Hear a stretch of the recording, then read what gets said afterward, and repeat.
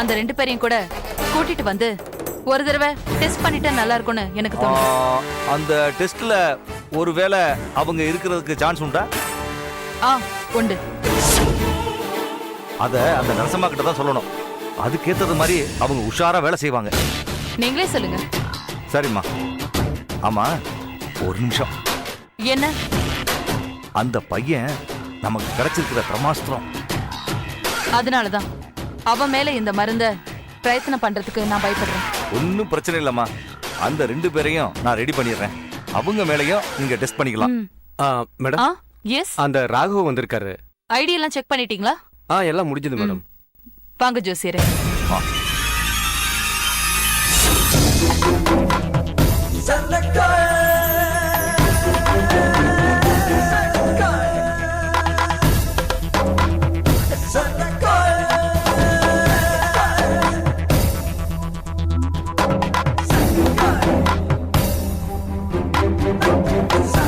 நான் தான் உங்களுக்கு போன் பண்ணேன் ராகவ். அப்படியா? மேடம் பேரு பவ்ய கலா. டாக்டர். வணக்கம் மேடம். மேடம் பார்த்த உடனே நினைச்சேன் டாக்டர் மாதிரியே இருக்காங்க. ஓ, தேங்க் யூ. என்ன பண்றீங்க ராகவ்? ஒரு கன்ஸ்ட்ரக்ஷன் கம்பெனி வச்சிருக்கேன் மேடம். சின்னதா சிவில் கான்ட்ராக்ட் எடுத்து பண்ணிக்கிட்டு இருக்கேன். எப்படி போகுது பிசினஸ்? சரியா சொல்லணும்னா கைக்கும் வாய்க்கும் சரியா போகுது மேடம். சார் உங்களுக்கு போன் பண்ணி 5 கோடி ரூபாய் ஆஃபர் பண்ணப்போ என்ன நினைச்சீங்க? எனக்கு சரியா புரியல. அதனாலதான் உங்ககிட்ட ஒரு தடவை நேரா பேசிட்டு போலான்னு வந்தேன். நானும் நேரடியா விஷயத்துக்கு வரேன். ஒரு பெரிய குரூப் பெரிய அமௌண்ட, அதாவது கருப்பு பணத்தை ஒரு இடத்துல பதுக்கி வைக்க போறாங்க. அவங்க பதுக்கி வைக்கிற அந்த இடத்துல பயங்கரமான செக்யூரிட்டி இருக்கும். வெளியாட்கள் வந்தா கண்காணிப்புக்கு வச்சிருக்கிற கேமராவில இருந்து சைனைட் கதிர்கள் பாஞ்சு ஆள் செத்துருவான். அந்த இடத்துக்கு நீங்க போகணும். ஐயோ மேடம், நீங்க வேற ராகவ கூட்டிட்டு வரதுக்கு பதிலா என்ன கூட்டிட்டு வந்துட்டீங்கன்னு நினைக்கிறேன். இல்ல ராகவ், நாங்க தெளிவா தான் பிளான் போட்டிருக்கோம். நீங்க தான் அங்க போறீங்க. எப்படி மேடம்?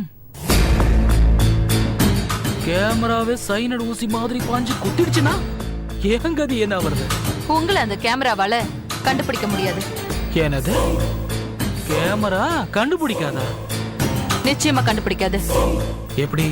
உங்களுக்கு உருவமே இருக்காது. உருவம் இருக்காதா? இருக்காது. எங்க போயிடும்? மறைஞ்சிரும். ஒரு 5-6 மணி நேரத்துக்கு உருவமே இருக்காது. அதுக்கப்புறம் வந்துரும். எப்படி இதெல்லாம் நடக்கும்? அத நான் அப்புறமா சொல்றேன். மேட்ரு நல்லா இருக்கு. போலீஸ்காரங்க நம்ம தேட அந்த நேரத்துல மருந்த போட்டுக்கிட்டு போனோம்னா அவங்கள மாயமா இருந்து டார்ச்சர் பண்ணலாம். என்ன யோசிக்கிறீங்க? இல்ல, எல்லாம் நல்லாதான் இருக்கு.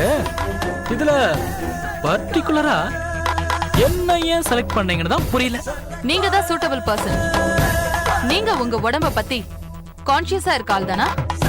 ஓரளவுக்கு. ஏன் கேக்குறீங்க? உங்களுக்கு ஹார்ட் பீட் அதிகமா இருக்கும், அது தெரியுமா? அப்படியா? எனக்கு தெரியலையே. யாரும் இது வரைக்கும் சொல்லல. சரி, அது என்னவோ ஆகட்டும். அந்த பணத்தை நான் உருவம் இல்லாம போய் எடுத்துட்டு வந்து உங்ககிட்ட கொடுத்தா எனக்கு என்ன தருவீங்க? 10% தரேன். எவ்வளோ? 500 கோடியில 10%, 50 கோடி. 2 தலைமுறைக்கு சம்பாதிக்கிற பணத்தை ஒரே நாள்ல தரேன். எல்லா ஆஃபர்ஸும் நல்லதா இருக்கு. ஆனா நம்பதான் முடியல. உங்களுக்கு என் மேல கான்பிடன்ஸ் இருந்தா நான் பண்றேன். ஆனா என்ன? எனக்கு பணம் வேணும். பணத்தோட கூடவே இன்னொரு விஷயத்தையும் நீங்க தரணும். என்ன? அந்த உடம்பு மறைஞ்சு போறதுக்காக மருந்து கொடுக்கறேன்னு சொன்னீங்களே, அந்த மருந்து எனக்கு ஒரு 10 வருஷத்துக்கு வேணும்.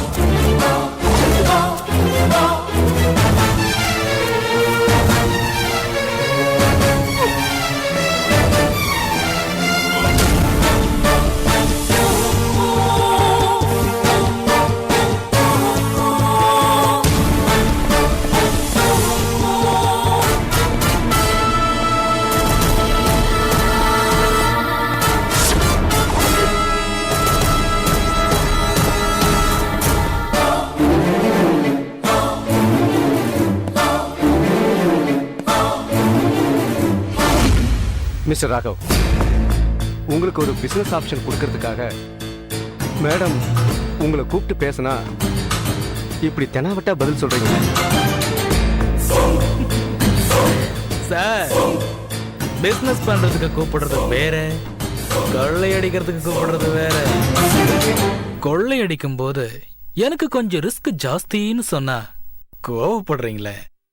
மிஸ்டர் ராகவ்,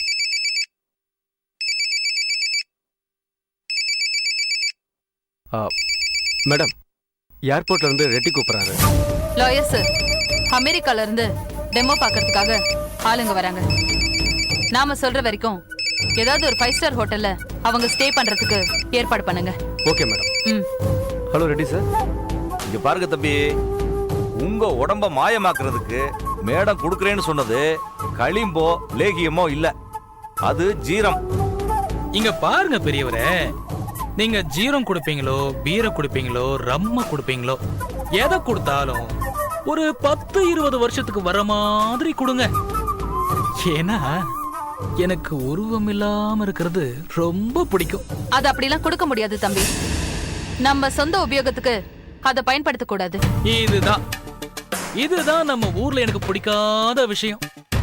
மெடிசனை கண்டுபிடிச்சிடுறீங்க, அத பப்ளிக் உபயோகப்படுத்துற மாதிரி விட்டுற வேண்டியது தானே? இல்ல தம்பி, உனக்கு புரியல. ஜோசியரே, தம்பி உங்களுக்கு அதிர்ஷ்டம் கம்மியா இருக்கு. சும்மா இருங்க பெரியவரே, எனக்கு அதிர்ஷ்டம் இருந்ததுனாலதான் உங்களுக்கு 500 crores வருது. என்ன நம்ம காம்பவுண்டுக்குள்ள ஏறி போலீஸ் வீட்டுக்குள்ள வந்துட்டாங்களா? நீ யாருக்கும் சொல்லாத, நான் பாத்துக்கிறேன்.